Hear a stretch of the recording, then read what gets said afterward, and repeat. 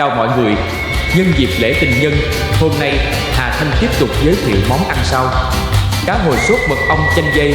Cá hồi sốt mật ong chanh dây là sự kết hợp hài hòa giữa vị béo ngậy của cá hồi và vị chua thanh của chanh dây, tượng trưng cho những tầng lớp tình yêu nồng nàn.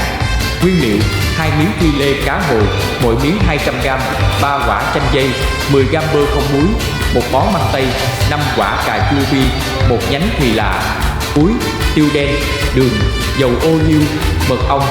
Cách làm: rửa sạch và lau khô cá hồi, ướp với muối, tiêu và dầu ô liu trong 15 phút.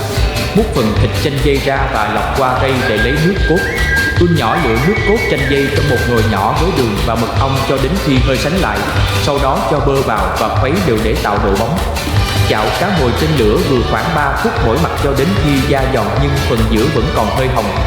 Chảo nhanh măng tây và cà chua bi với muối và tiêu để trang trí. Đặt cá hồi ở giữa, xếp măng tây bên dưới.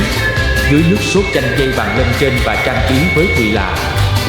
Chung kèm với salad rau mầm để cân bằng độ béo ngậy. Lưu ý, cá hồi chín rất nhanh, vì vậy hãy theo dõi thời gian để tránh làm khô cá. Nước sốt nên có vị chua ngọt cân bằng. Cảm ơn bạn đã dành thời gian xem. Tạm biệt và chúc bạn những bữa ăn ngon miệng và ấm áp. Hẹn gặp lại bạn trong video tiếp theo chia sẻ một món ăn ngon.